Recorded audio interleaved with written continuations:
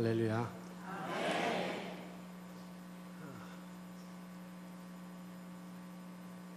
이모부하고 조카하고 센터에 서가지고 별로 안 귀여운데 되게 귀여운 척 하시려고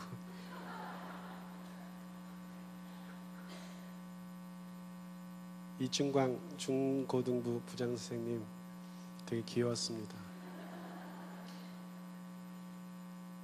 그 앞에 있는 박상수 전도사님 아시는 분만 아시는 비밀인데 저분의 조카입니다. 내가 조금 더 귀여워 보이려고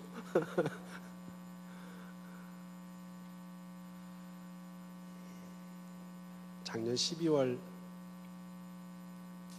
둘째 주 오후 예배 때 여기 서서 이렇게 설교하고 오늘 7개월 만에 다시 섰습니다.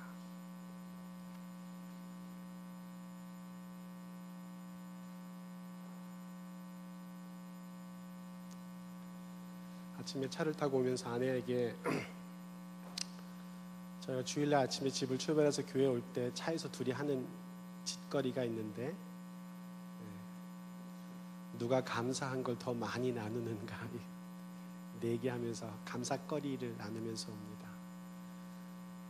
당신이 먼저 오늘 감사할 것을 나눠주세요.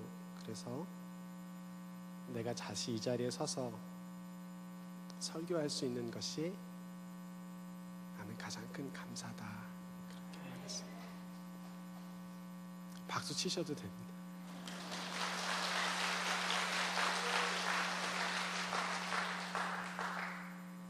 제가 여기서 설교하는 사진을 찍힌 거 보니까 손을 이렇게 얹고 어깨를 꾸부정하게 하고 이러고 있더라고요. 거의. 이 권사님 오늘은 사진 안 찍어주십니까? 권사님이 저희 청년부가 올라와서 찬양을 할 때마다 정말 헌신적으로 사진을 찍어주신 것 잘 보관하고 있는데 너무 감사합니다. 권사님 그 헌신뿐만 아니라 여러분 모두에게 정말 감사합니다. 수술하러 들어가기 전에 진단받고 사기가 됐고 이미 다른 곳에 전이가 많이 돼서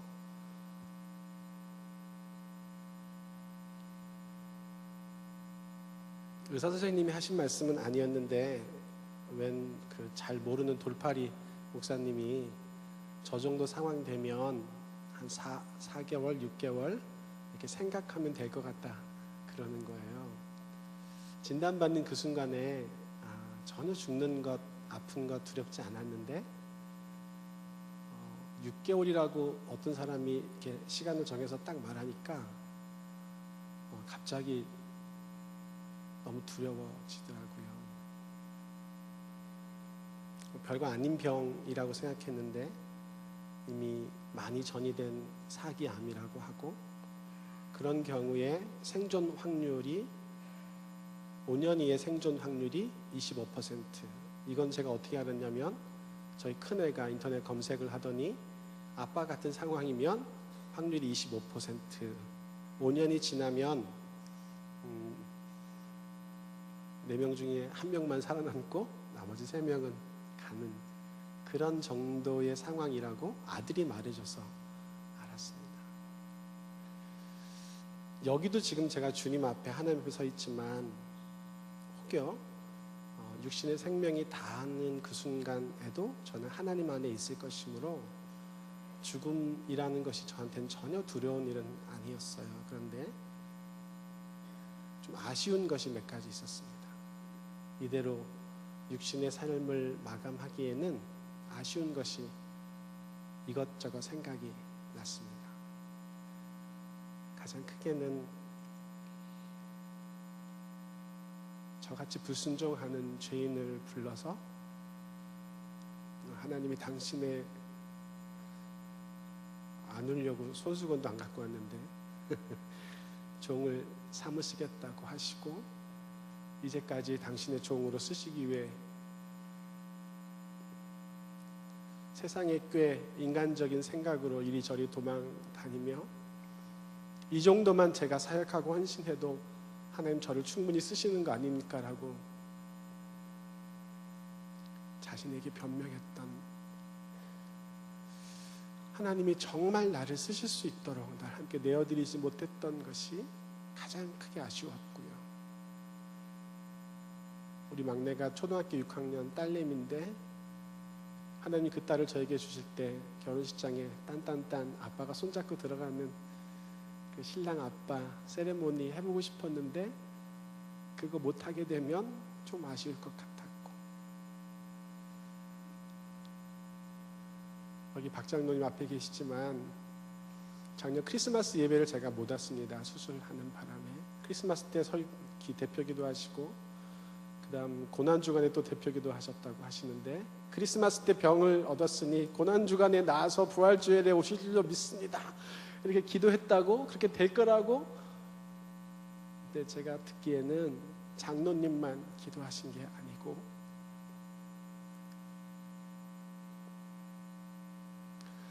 저를 이 교회의 지체로 여기시는 여러분 모두가 어쩌면 저보다 더 저를 위해서 열심히 기도해 주신 것을 알기 때문에 그 기도가 헛되지 않았으면 하는 마음이 있어서 아쉬웠습니다.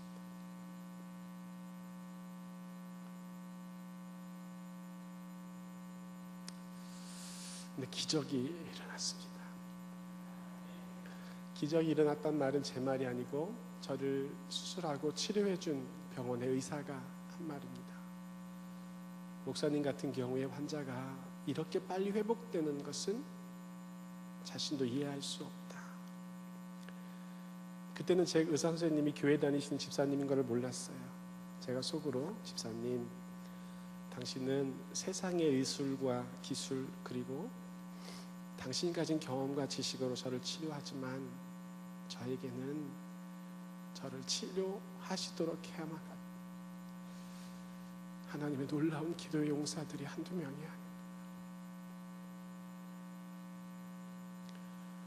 제가 사실 처음 이렇게 시작하려고 그랬어요. I'm back. 내가 돌아왔다. 터미네이터가 떠나면서 I'll be back. 내가 돌아올 거야 했던 것처럼.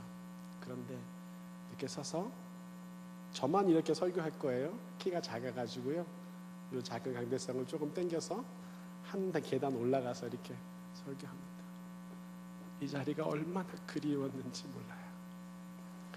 제가 1월 한 달만 몸이 좀 수술하는 것 때문에 회복하는 기간에 교회를 못 온 것 말고는 2월 달부터 주일날 교회 와서 우리 청년 공동체 사랑하는 친구들하고 같이 예배를 드렸습니다. 그 자리에 서서 설교할 수 있는 것이 얼마나 감사한 일인지, 여기 서서 설교할 수 있는 것이 얼마나 감사한 일인지, 아주 작은 것 하나 수술하고 난 이후에 제 마음대로 몸을 옆으로 조금도 돌려놓을 수 없어서 조금이라도 움직이려면 저를 도와주는 사람이 있어야 되는, 내가 오른쪽으로 잠깐도 돌아놓을 수 없는 그 상황. 근데 그거는 시간이 지나니까 해결이 돼요. 돌아놓을 수도 있고 엎드릴 수도 있고, 그게 그렇게 감사한 일인 줄 그때는 몰랐어요.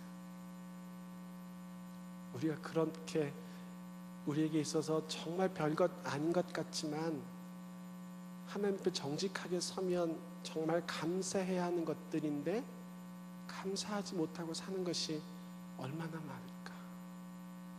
그 생각을 하니 고난이 축복이고 아픈 것이 은혜이며 하나님 나에게 암을 주신 것은 하나님 나를 사랑하신다고 하는 또 다른 귀중한 증거다라고 감히 고백할 수 있을 것 같습니다.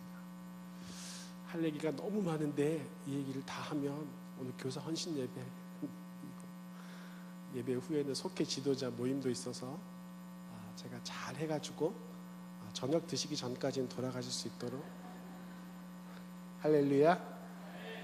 집에 가면 덥잖아요. 여기 에어컨 시원하게 빵빵하게 나오는. 그래도 표정이 어두우신 분이 좀 계시는데 3시가 됐는데 안 끝나면 조용히 일어나셔서 가셔도 안 됩니다. 제가 한 가지 묻겠습니다. 조용히 눈을 감으시고, 목사가 강단에서 눈을 감으라고 하면 감으십시오. 네. 지금 이 순간에 내가 죽는다면 나는 천국에 갈 수 있다. 오른손 들어주십시오. 내려주십시오. 잘 모르겠다. 왼손 들어주십시오. 내려주십시오. 못 갈 것 같다. 가만히 계십시오. 다 가만히 있었어요. 눈 뜨셔도 됩니다. 거의 다 천국 갈 수 있다고 손 드셨습니다. 마지막 주에 중고등부 청소년부 수련회를 가는데 거기서 말씀 전합니다. 근데 제가 처음에 아이들한테 이거를 물어볼 겁니다. 이렇게, 지금 죽어도 네가 하나님 품 안에 천국에 갈 수 있겠니?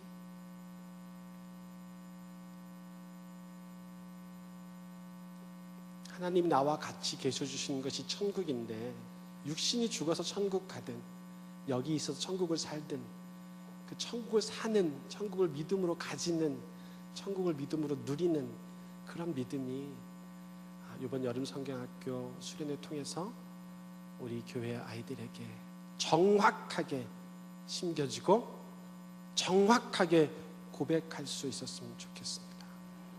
내가 하나님의 자녀가 됐다고 하는 것, 하나님이 내 아버지라고 하는 것, 이 복음의 선명함 앞에 아이들이 이 정도는 괜찮죠?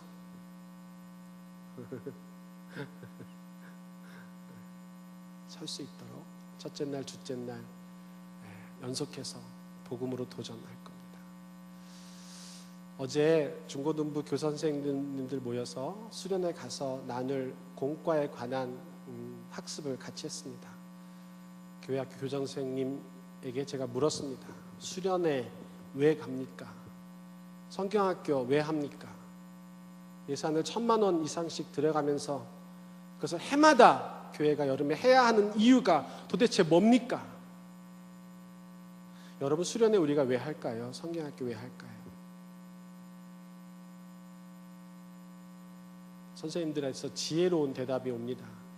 교회에서 아무리 복음을 전해도 듣는 둥 마는 둥 하는 아이들이 수련회, 자연 속에 다른 장소에 가정과 일상에서부터 분리된 곳에 가서 복음을 전하면 그 복음을 듣고 고백하고 받아들이는 것이 훨씬 더 효과가 있다. 그래서 수련회를 간다. 그래서 제가 그래서 가시는군요 했습니다. 아이들이 여기서 예배드리고 찬양할 때는 다 조용히 따라하긴 하는데 하지 않는 것 같이 합니다. 근데 수련회 가서 찬양할 때는 다 같이 춤추고 뛰며 소리 높여서 찬양합니다. 하나님 우리에게 정말 귀한 선물의 시간으로 수련회와 성경학교를 주신 것 같아요. 그런데 그 수련회와 성경학교 하려면 그냥 공짜로 되지 않습니다.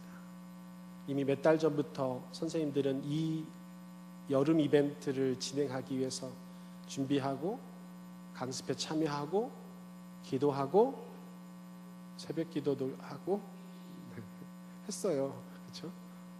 많이 못 오시긴 했지만 이런 대가가 치루어져야 그 수련회 우리가 아이들에게 복음을 전하고 복음의 용사가 되고 복음의 능력으로 세상을 살 수 있도록 아이들을 다시 보내는 그 일을 할 수 있어서 저 핑크색 셔츠를 똑같이 입으신 분들은 나머지 우리 모두를 소외감 느끼게 하는데 유치부 선생님들입니다. 여러분 4살짜리 아이에게 복음을 전하면 그 아이가 복음을 듣고 복음을 고백하고 예수님을 주님이라고 영접할 수 있을까요? 없을까요?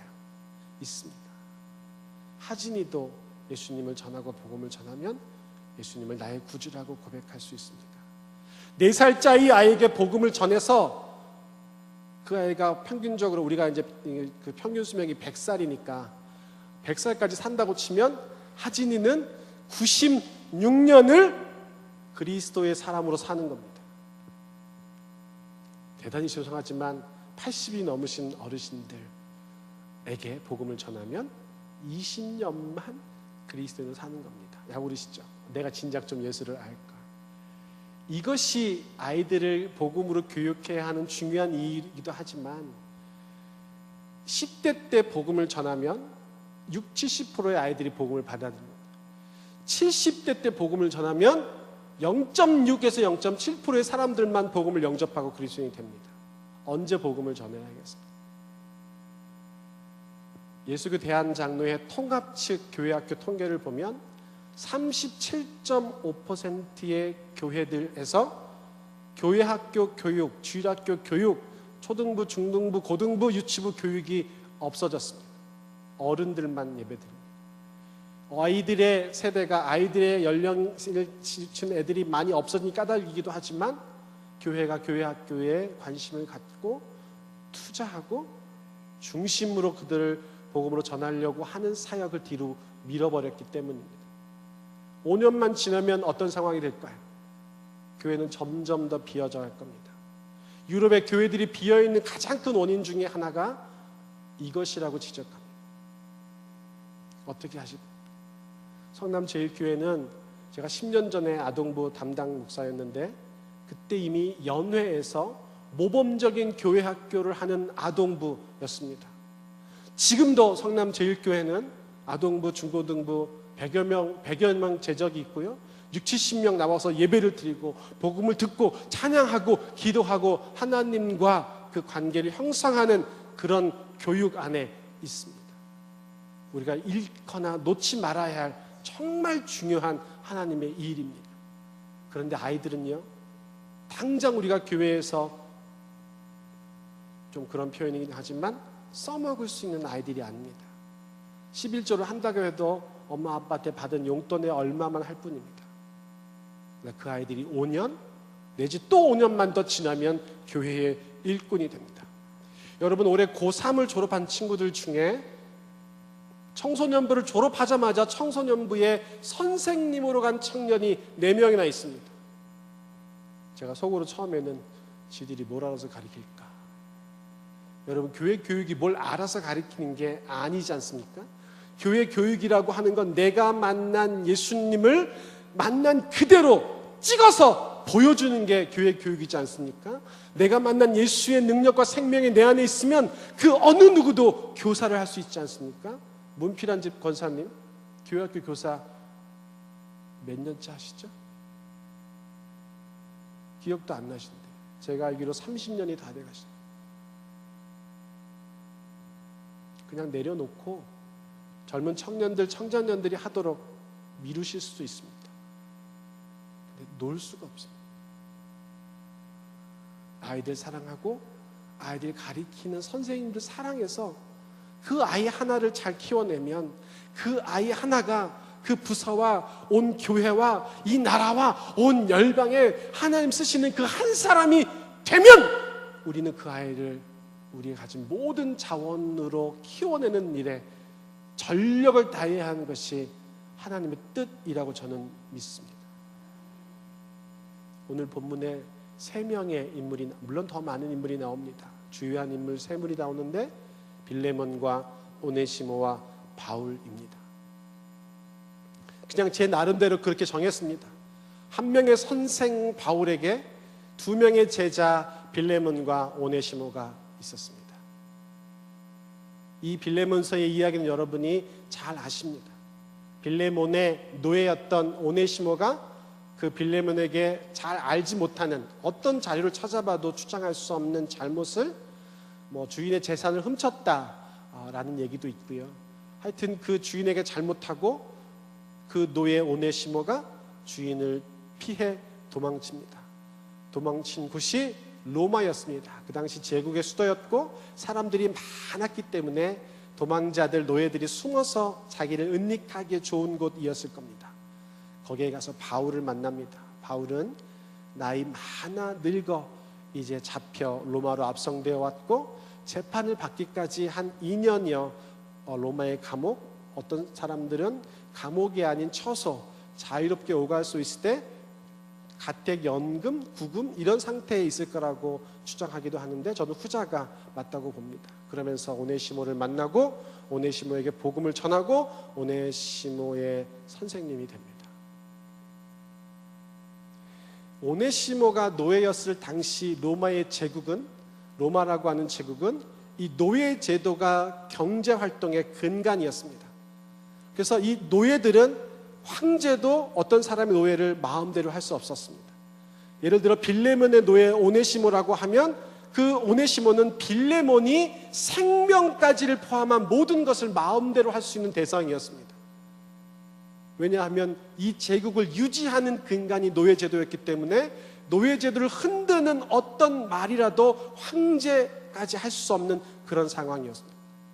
그래서 이 노예가 주인에게 조금이라도 잘못하고 도망쳤으면 그 노예를 주인이 마음대로 할 수 있었습니다. 이런 일도 있었습니다. 한 집에 노예가 60명쯤 있었습니다. 그런데 그 노예의 주인이 60명쯤 노예를 거느린 집의 주인이 어느 날 살해당해서 죽었어요. 그래서 로마의 군인들이 와가지고 그 살인사건이 왜 일어났는지, 누가 그 주인을 죽였는지 이렇게 조사를 하고 죽인 노예를 찾아내서 처벌을 할 거라고 생각했는데 조사하지 않는 겁니다. 주인을 죽인 노예를 찾으려고 하지 않는 겁니다. 그리고는 그 집의 노예 60명을 한꺼번에 다 죽여버렸습니다. 누가 죽였는지 상관없습니다. 노예는 그 주인의 소유물이었기 때문에 그 노예 60명 한꺼번에 그냥 죽여버리는 것으로 이 살인사건은 종결됩니다. 왜? 60명 중에 하나가 죽였을 테니 60명을 다 죽여버리면 그 주인을 죽인 노예에 대한 조사, 찾아냄, 벌줌 끝나는 거였죠. 그만큼 노예는 주인과 이 제국의 의미, 가치가 없었던 존재입니다. 그들의 노동력이 없으면 유지 않았던 제국에서 그들의 인격은 전혀 고려되지 않았던 상황으로 살았던 그런 시대에 노예 오네시모가 로마에 가고 감옥에서 바울을 만납니다. 오네시모가 어떻게 변했냐면 바울이 나중에 다시 오네시모를 그의 주인 빌레몬에게 돌려보내면서 써준 편지가 빌레몬서입니다. 오네시모가 그 바울이 써준 편지를 직접 들고 자기가 잘못했던, 자기를 죽일 수도 있는 권한을 가진 빌레몬에게 돌아가는 겁니다. 그런데 이 바울이 오네시모를 향하여 뭐라고 표현하냐면, 전에는 그가 무익한, 내게 오네시모가 빌레몬 너에게 무익한 사람이었지만 이제는 너와 나에게 유익한 사람이 됐다. 오네시모란 말의 뜻이 유익하다라는 뜻입니다. 그 당시 노예들은 이름을 가지지 못한 경우가 태반이었는데 아마 이 오네시모란 이름을 바울이 감옥에서 그에게 지어준 것이 아닐까. 이 오네시모를 내가 너한테 보낸다. 근데 내가 너한테 보내기 전에 내가 이를 만나고 내가 복음을 전하고 그가 복음을 듣고 복음의 사람이 되고 영생을 얻어서 그가 나를 도와주는 내 충성스러운, 성경의 표현입니다, 신복이 되었다. 그래서 그냥 내가 너한테 네 종 오네시모를 내가 감옥에서 나를 도와주는 사람으로 쓰고 싶으니 그냥 그렇게 하도록 하여라 라고 명령할 수 있는 대상이 빌레몬이라고 합니다. 빌레몬은 사도 바울이 3차 전도여행을 하면서 고린도 에베소를 지날 때 복음을 듣고 두란노 성원에서 하나님을 아버지로 영접하고 그리스도를 고백한 주님의 제자가 된 사람입니다. 바울이 그에게 그렇게 말합니다. 내가 너에게 이렇게 해달라, 이렇게 하라 명령할 수 있지만 명령하지 아니하고 사랑으로서 간구하니, 그렇게 편지를 써서 오네시모 편에 들려 보내는 겁니다. 여러분, 주인이 나를 죽일 수 있다고 하는 그 사실을 알고 있는 노예 오네시모가 바울이 써준, 선생님 바울이 써준 편지를 들고 다시 골로새로 돌아가는 길을 상상해 보십시오. 어떻게 될지 모릅니다. 60명의 노예를 주인 하나 죽였다고 한꺼번에 죽여버리는 것이 허용되는 로마 제국 하의 상황입니다. 근데 오네시모는 그 편지를 들고 갑니다. 어떻게 그럴 수 있었을까요? 바울이 빌레몬서를 시작하면서 처음에 시작한 말이 그겁니다. 그리스도 예수의 종된 나 바울은 예수 그리스도를 위하여, 이게 헬라어 성경하고 영어 성경, 우리 성경이 조금 번역이 다른데요, 그리스도 예수의 종된 나 바울은 그리스도 예수를 위하여 또다시 갇힌 바 되었다. 여러분 아시는 것처럼 바울이 복음을 전하러 온 세계를 다니면서 겪은 고난은 가히 저희가 상상할 수 없는 고난입니다. 제가 병 걸려서 수술하고 회복하는 기간 중에 힘들었다고 하면, 그 힘듦이 1이라고 하면 바울의 복음 전하는 여정 중에 겪은 고난은 아마 10,000도 넘었을 겁니다. 50에 하나 감한 매를 3번이나 맞았습니다. 겁한 돌에 맞아 죽을 뻔한 적도 있었습니다. 풍랑을 여러 번 만나게. 근데 그 오랜 여정에 복음을 전하러 다니던 바울이 이제 마지막, 내가 나이 많아 늙은 상황에도 로마의 감옥에 가서 거기서 또 복음을 전하는 겁니다. 전혀 개종과 회심의 가능성이 보이지 않는 악독한 노예 오네시모를 만나고 오네시모에게 복음을 전하고, 그 오네시모가 복음으로 변해서 바울의 심장 같은 사람이 돼서 바울을 옥중에서 시중 들어주는 역할을 하기까지 바울이 그 일을 하는 겁니다. 오네시모와 바울은 어떻게 그런 사람, 그런 역할, 그런 상태로 변화될 수 있었을까? 이게 제가 드리는 질문입니다. 빌레몬은 어떤 사람이냐면 골로새에 재산 좀 있는, 좀 이렇게 행세 좀 하는 사람이었습니다. 바울이 고린도를 지나갈 때 그 두란노 선에 가서 복음을 듣고, 또 빌레몬도 바울의 제자가 됩니다. 바울의 학생이 됩니다. 그리고 자기 집, 골로새에 있는 자기 집에서 예배를 시작하고 골로새 교회를 개척하고 골로새 교회를 통해 거기 골로새 지역에 복음을 전합니다. 거기 나이에 군세된 아키포라고 하는 말씀이 나오는데, 이것이 학자들에 의하면 빌레몬의 아들이었을 거라고 추정합니다. 에바브로디도가 골로새 교회의 첫 번째 지도자였는데, 에바브로디도 역시 바울과 같이 로마에 잡혀가 있으므로 이제 골로새 교회를 섬기는 골로새 교회의 목사가 아키포, 그 아들이 되는 겁니다. 바울이 이 편지 서두에서 빌레몬을 여러 모양으로 칭찬합니다. 너의 선행과 너의 믿음과 너의 신실함이 나에게까지 칭찬으로 들렸고, 너의 그런 예수 그리스도를 믿고 따르는 고백과 행동들이 사람들에게 예수를 보여주고 나타내주는 그런 역할을 했다. 그리고 그렇게 칭찬해주는 빌레몬이 되는 겁니다. 제가 만약에 빌레몬이었다면 내 노예가 도망간 내 노예를 바울이 만나고 바울이 그에게 복음을 전해서 그 노예를 나한테 다시 돌려보낸다. 물론 기꺼이 성경의 스토리대로 빌레몬이 할 수도 있지만, 그렇게 하지 않아도 뭐라고 그럴 이유가 하나도 없는 그런 처지에 있는 빌레몬이었습니다. 그런데 빌레몬은 이 빌레몬서 하반절에 가보면 바울이 부탁한 것보다 더합니다. 내가 이렇게 부탁한 것을 네가 하려니와 그보다 더한 것도 할 줄을 내가 안다. 이게 빌레몬이 가지고 있는 놀라운 복음의 사람됨의 특징입니다. 요 정도 우리가 할 거라고 생각하면 세상 사람들도 요 정도는 합니다. 예수 믿는 우리는 예수 믿는 그것 때문에, 우리 안에는 예수 생명, 예수 능력, 그것 때문에 세상들이 요 정도 할 거라는 걸 넘어서서 할 때 사람들에게 예수의 능력과 생명을 보여줄 수 있는 겁니다. 빌레몬이 그런 사람이었습니다.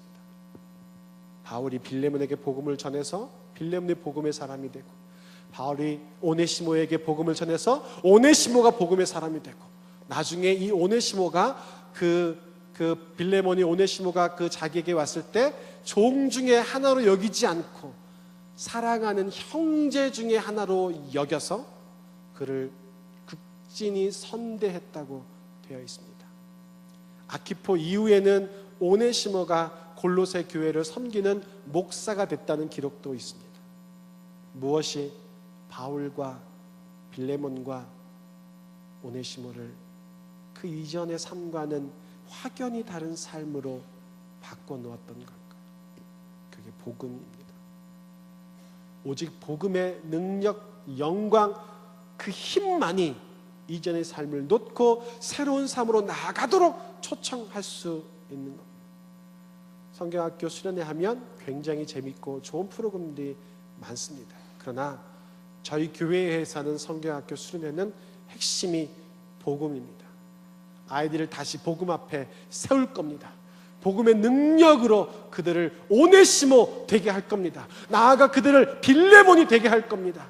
사람들은 이해할 수 없는 노예를 자기의 형제로 받아들인 오네시모 빌레몬을 향하여 호우 이상하게 생각할지 모르지만, 빌레몬은 자기를 가르쳐준, 복음을 전해준 선생 바울이 이야기한 것처럼 복음이 나에게 와서 내 능력과 생명이 된 고로, 이 복음의 능력과 생명이 내가 하기 원하는 어떠한 명령이라도 내가 순종하겠다 하는 그 자세로 자기 노예를 자기 형제 삼아서 평생 같이 동역했던 겁니다. 저희가 우리 아이들을 그렇게 만들 겁니다. 우리 선생님들이 주일 아침마다 이것을 합니다. 기대를 넘어서는 헌신을 합니다. 요 정도 하면 됐지 싶은 그 너머를 항상 넘어가십니다. 아동부 선생님들 같은 경우에 주일 아침에 8시까지 오셔야 됩니다. 같이 기도회하고 그리고 예배 준비하고 예배 드립니다. 예배 끝나고 또 찬양하고, 그 다음 주 중고등부 유치부 선생님들은 일부 예배 참석하시고 은혜를 충만히 받고 또 자기 예배 현장에 들어가서 아이들을 섬깁니다. 요 정도 하면 됐지를 넘어서지 않으면 우리 아이들이 바뀌지 않습니다. 우리 아이들이 바뀌는 건 요만큼 하면 됐지를 넘어서는 능력이 있어야 됩니다. 그게 바로 복음입니다. 예수님이 우리에게 오셔서 우리의 죄를 대신해 죽으신 것은 우리가 가지고 있는 주님과 우리 아버지에 대한 이 정도 하시면 됐지를 넘어서는 것이었습니다. 이 정도 하면 됐지를 넘어서지 않고는 우리가 세상 가운데 예수를 정말 믿는 사람이라고는 증거를 드러낼 수가 없습니다. 그런데 우리가 어떻게 그 기대를 넘어서는, 세상 사람들이 예수 믿는 사람인데 너는 내가 아는 어떤 예수 믿는 사람과 다르구나, 내가 아는 어떤 예수 믿는 사람보다 특별한 내 기대와 예측을 넘어서는 말과 행동을 하는구나 할 수 있을까요? 나도 역시 그 복음에 철저하게 사로잡히고 빚진 자 되어야 합니다. 복음은 뭡니까? 예수님이 나를 위해서 이 땅에 오시고 대신 죽으셨다는 겁니다. 내가 치러야 할 죄의 책임을 주님이 대신 지셨으므로 내가 죽음으로 책임져야 할 그 죄를 내가 예수님께 드려서 내가 빚진 겁니다. 빚진 자의 자기 정체를 가지면 복음을 실제로 드러내고 증거낼 수 있습니다. 우리가 아이들을 그렇게 만들 겁니다. 바울이 감옥에서 오네시모를 만나고 복음을 전하고 회심하고 정말 자기의 심장 같은 사람을 여기게까지 양육해서 키웠습니다. 근데 바울이 오네시모를 그냥 계속 데리고 있지 않았습니다. 바울이 오네시모를 빌레몬에게 보냅니다. 내가 내게 보내노니. 그 주인 빌레몬이 그가 더 이상 내 노예가 아니라고 하는 증명을 해줘야 될 필요도 있었지만, 오네시모가 복음을 드러내야 할 자리는 로마의 감옥이 아니라 골로새의 교회였습니다. 우리 아이들이 복음을 듣고 복음을 가지고 복음의 능력으로 살면서 내가 하나님의 은혜 입은 자라고 하는 증거를 드러내야 할 우리 아이들의 골로새가 우리 아이들에게 있습니다. 그들의 가정, 그들의 학교, 그들의 관계들 속에. 그래서 우리는 아이를 복음으로 초청하고 복음으로 고백하게 하고 복음의 사람이 되게 한 다음에 그들을 다시 그들의 빌레몬에게 보낼 겁니다. 그들의 빌레몬 저 세상을 향하여 나아가라고 파송할 겁니다. 거기 가서 오네시모처럼 복음을 가진 자로, 복음을 누리는 자로, 복음의 능력으로 그것을 바꾸라라고 할 것입니다. 여러분, 우리가 아이들을 초청해서, 제가 중고등부 가서 축도하고 광고할 때마다 계속 도전했습니다. 수련회 가는데 한 명의 친구를 같이 데리고 가자. 데리고 가는 그 한 명의 친구는 참가비, 회비 안 내도 된다. 그 아이 거기 가서 복음을 듣고 오네시모 같은, 여러분 우리 주변에 오네시모 같은 사람이 굉장히 많이 있습니다. 나 같은 노예가, 나 같은 죄인이, 나 같은 인간이 삶의 흉년 만나서 그 흉년이 자기 삶의 결론인지도 모르고 그 가운데 고통스럽게 신음하고 있는 우리의 오네시모를 향하여 우리가 세운 또 다른 이미 오네시모를 그들에게 보내는 것, 이건 우리의 역사이기도 하고 아이들의 역사이기도 합니다. 이번 여름에 우리 아이들이 이 경험이 진실로 일어날 수 있도록 여러분 기도해 주십시오. 그리고 가셔서 밥해 주시기로 이미 마음에서 요동치고 계시는 분들, 유정순 권사님에게 빨리 신청해 주십시오. 항상 그렇게 소망합니다. 2017년 여름 교회 이 놀라운 축복의 축제가 아이들에게 잊지 못할 평생의 은혜가 되게 해달라고. 예수님을 믿었다가 떠나 있다가 돌아오는 사람들의 80% 이상 공통적인 고백이 있습니다. 어떻게 다시 교회로 돌아오시게 되었습니까? 초등학교 3학년 때 내가 교회를 다녔는데, 사탕 주는 것, 초코파이 주는 것 때문에 교회를 다녔는데, 나를 정말 사랑해준 선생님이 기억나서 내가 돌아왔습니다. 여러분, 최 권사님이 계셔서 말씀드리기 좀 그렇지만 여러분 독수리 오영재를 모르시지 않죠? 성남제일교회 마스코트입니다. 아멘. 네, 그 아이들을 변화된 복음의 사람으로 바꿀 겁니다. 어떻게 그렇게 할 수 있냐면 무조건적인 그리스도의 사랑과 용납으로 바꿀 수 있습니다. 천반죽죽 뛰어는 그 아이들이 예수님의 복음 때문에 정말 하나님 기뻐하신 사람으로 바뀌었다고 하는 것을 내가 보면, 여러분 그것만큼 우리에게 놀라운 복음의 능력과 증거가 어디 있겠습니까? 우리 아이들 그렇게 바꾸십시다. 우리에게 보내주신 유치부, 초등부, 아동부, 청소년부 아이들 그렇게 키워내서 그들이 우리가 하는 이 세상과 이 땅을 책임지고 살아야 되는 그때 더 이상은 복음이 조롱되거나 멸시되지 않는, 복음이 진정한 영광으로 온 땅 가운데 정말 세워지는 그런 역사를 우리가 한번 이루어 보십시다. 할 수 있습니다. 여러분 한마디의 기도, 한 번의 손 잡아줌, 그리고 어렵고 힘들고 천방지축인 아이가 눈에 보이실수록 가서 안아주시는 것. 여러분 교회 학교 교육은 교사가 하는 게 아닙니다. 교회 학교 교육은 성남제일 공동체 전부가 하는 겁니다. 그 아이는 우리 공동체의 지체입니다. 보이시는 대로 우리가 다 교육의 전 시간에 참여할 수 없으니 우리가 해야 하는 양육의 책임을 교사 선생님에게 위임합니다. 우리가 하는 것처럼 그 아이들을 사랑해 주시고 키워 주십시오 하는 겁니다. 내년에 저희가 아동부도 초등부, 소등부 나누고 싶은 마음이 있고, 중고등부도 중등부, 고등부 나누고 싶은 마음이 있고, 청년부도 대학부, 대학 2부 청년부 나누고 싶은 마음이 있습니다. 그렇게 하려면 뭐가 필요하냐면 그 아이들을 사랑으로 품고 양육해 주실 수 있는 멘토, 선생님들 필요합니다. 지금부터 도전합니다. 여러분 우리가 정말 소망이 있으려면 그 아이들 그 믿음으로 키워내야 합니다. 지금은 오네시모 같이 노예일 뿐이지만, 가능성 없어 보이지만 그가 커서 사도의 심장이 되고 그가 가서 한 교회의 감독이 되었다고 하는 것을 기억하면 복음의 능력은 이것을 가능하게 할 겁니다. 꾸준히 관심 가져주시고 기도해 주십시오. 같이 찬양하시고 기도했으면 좋겠습니다. 주님 다시 오실 때까지 나는 이 길을 가리라.